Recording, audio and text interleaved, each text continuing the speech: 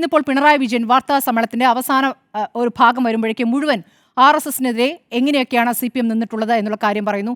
എത്ര സഖാക്കൾ നഷ്ടമായി എന്നതിന്റെ കണക്ക് പറയുന്നു. അപ്പോൾ അങ്ങനെ ഒരു സഹകരണമില്ല എന്ന് പറയുന്നു. അപ്പുറത്ത് കോൺഗ്രസും RSSും തമ്മിൽ സഹകരിച്ച കാരണങ്ങൾ പറയുന്നു. പ്രതിപക്ഷ നേതാവുമായി ബന്ധപ്പെട്ട നേരത്തെയുള്ള വിമർശനം ആവർത്തിക്കുന്നു. ഇവിടെ ഉണ്ടായിട്ടുള്ളതാണ്, പല സഹകരണവും ഉണ്ടായിട്ടുള്ളതാണ്, പല തെരഞ്ഞെടുപ്പിലും കണ്ടിട്ടുള്ളതാണ്. കോലീബി സഖ്യം എന്നുള്ളൊരു യാഥാർത്ഥ്യമാണ്. പക്ഷേ ആ കോലീബി സഖ്യം, ആ അടവ സഖ്യം പരാജയപ്പെട്ടു എന്നുള്ള യാഥാർത്ഥ്യം അവിടെ നിൽക്കുന്നു.